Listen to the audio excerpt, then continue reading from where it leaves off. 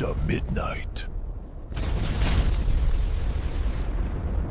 It was 3 in the morning when I took that old highway. GPS said it was a shortcut just 20 minutes to home. The darkness was so deep that even the headlights seemed blind. I was alone in the car, but it felt like someone was breathing with me. The radio turned on by itself. Through the static, a voice came. "Exit 17, don't take it." I laughed and ignored it. Ahead, the fog started so thick that the car felt like it was drowning in a river. In the headlights, something flickered, a long black shadow standing in the middle of the road. I slammed the brakes, the car stopped, but when I opened my eyes, the shadow was gone. From behind came the sound of footsteps, like someone walking right behind me. The dashboard clock showed 3:07. Fog had crept inside the car like it was alive. On the passenger seat, someone called my name in a harsh voice. I turned my head. The seat was empty, but the fog was sitting there, forming shapes. The radio spoke again. "Exit 17. Exit 17," in a distorted voice. Ahead, I saw an old signboard hanging 17 written on it, covered in rust. My heart said, "Don't go," but my hands turned the steering wheel on their own. The road became narrow, no lights, no signals, just fog, and the faint sound of tires. In the rear-view mirror, there was movement. Someone was sitting in the back seat, their eyes glowing. Now the road just wouldn't end.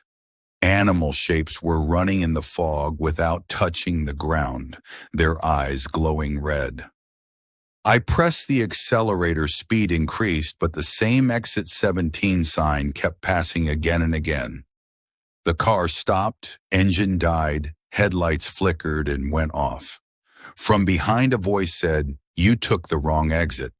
The locks clicked shut on their own. The fog surrounded the car, making shapes like my face. Morning patrol found the car doors locked, engine still warm.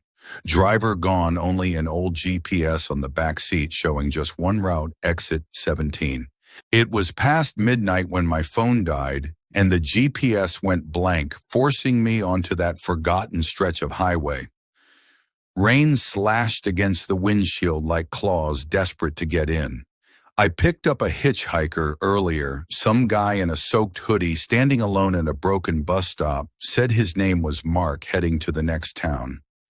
He sat silent in the back seat, staring out the window, not saying a word after hello. The storm got worse, lightning flashing, faces in the trees that weren't there before. Radio crackled to life on its own. A woman's voice whispering, "Exit 17 is waiting for you."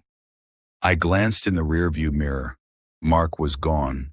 The seat empty, but his wet handprint still steaming on the glass. Heart pounding, I sped up, fog rolling in thicker than smoke from a grave. Another flash of lightning, and now a woman sat beside me in the passenger seat, pale skin dripping water, eyes black as oil.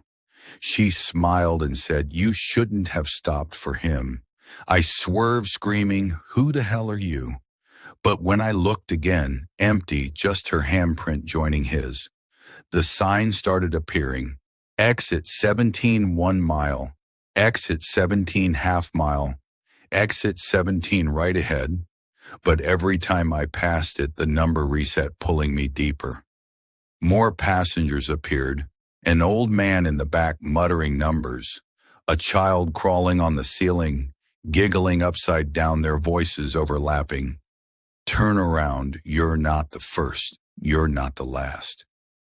I floored it, tires screaming, but the car slowed on its own doors, locking with a final click. Fog poured in through the vents, wrapping around my throat, cold fingers tightening. The radio laughed in all their voices together. "Welcome home, driver. We've been waiting since you took this exit last time." Dawn came gray, and empty patrol found the car on the shoulder doors locked from inside. No footprints in the mud, no signs of anyone ever being there, except dozens of wet handprints covering every window from the inside. and the GPS flickering back to life, showing only one destination. Exit 17 forever.